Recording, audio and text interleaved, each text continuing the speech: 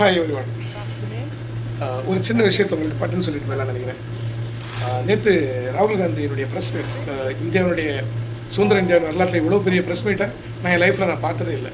அவ்வளோ பெரிய press meet, அவர் வைத்த தரவுகள், தேர்தல் ஆணையத்தின் மீது அவர் வைத்த குற்றச்சாட்டுகள், இவ்வளோ பெரிய போராட்டம் 12 வருஷமாக நடத்துகிறார். என்னுடைய கேள்வி அதல்ல, காங்கிரஸ்காரன் எங்க? அவர் நேற்று ப்ரெஸ் மீட் முடித்து இன்னைக்கு இவ்வளோ நேரம் ஆச்சு. இந்தியா முழுக்க காங்கிரஸ்காரன் எங்க? அவர் சொன்னது சரி தவறு, உண்மை பொய், இதெல்லாம் தூக்கி வெளியே வைங்க. நீங்கள் நேற்று ஈவினிங் இறங்கியிருக்க வேண்டாமா தெருவில்? காங்கிரஸ் தொண்டை எங்க? 2ஆம் கட்ட தலைவர்கள் எங்க? 3ஆம் கட்ட தலைவர்கள் எங்க? நீங்களே இறங்கல, தொண்டை எப்படி வெளியே வருவான்? போராட்டம், ஆர்ப்பாட்டம் எதுவுமே இல்லை. அவர் யார் நம்பி களத்தில் இறங்குறாரு? இதில் வேற உங்களுக்கு அங்கே தனியாக நின்றணும், இங்கே தனியாக நின்றணும், திமுக விட்டு விலகி வெளியே வருவோம். போங்க. ரீசன் என்ன தெரியுமா? உங்களுக்கு கொள்கை இல்லை. தமிழ்நாடு ஒரு தேசிய கட்சியாக இருந்தாலும் மாநிலத்தில் ஒரு ஒரு ஒற்ற தலைமை இல்லை. ஸ்டாலின், திமுக ஸ்டாலின். திமுக காரனுக்கு கொள்கை இருக்கு.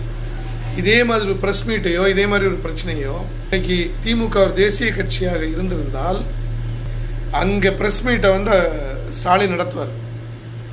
இங்கே போராட்டம் வெடிக்கும்.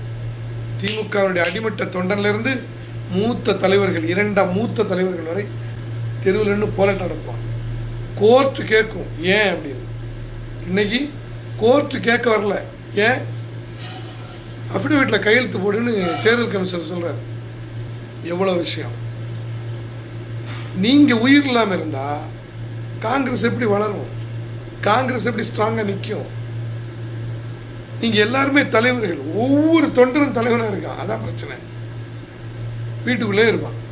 அவர் கொண்டு வந்து உங்களுக்கு சீட்டு போட்டு தருவார். ஒவ்வொரு இடத்துல நீ எம்எல்ஏ, நீ இது அது இது எல்லாம் ராகுல் காந்தி கொண்டு வந்து உங்கள் கையில் ஊற்றி தருவார். அது வரைக்கும் நீங்கள் வெயிட் பண்ணணும். இப்போ போராடணும்னா கூட கூட்டணி கட்சிக்காரன் தான் வர வேண்டியிருக்கு. இன்னொரு மெயின் விஷயம் என்ன அப்படின்னா, இப்போ காங்கிரஸ்லேருந்து விவாதத்துக்கு ஆள் வரதில்லை. அந்த அளவுக்கு வறட்சி. இப்போ காங்கிரஸ் கட்சியில் ஒரு விவாதத்துக்கு வரணுன்னா கூட முஸ்லீம்கள்லாம் வர வேண்டியிருக்கு. அந்த நிலைமைக்கு போயிடுச்சு. காங்கிரஸோடைய நிலைமையை கொஞ்சம் யோசிச்சு பாருங்க. எங்கே போய் நிற்கும்?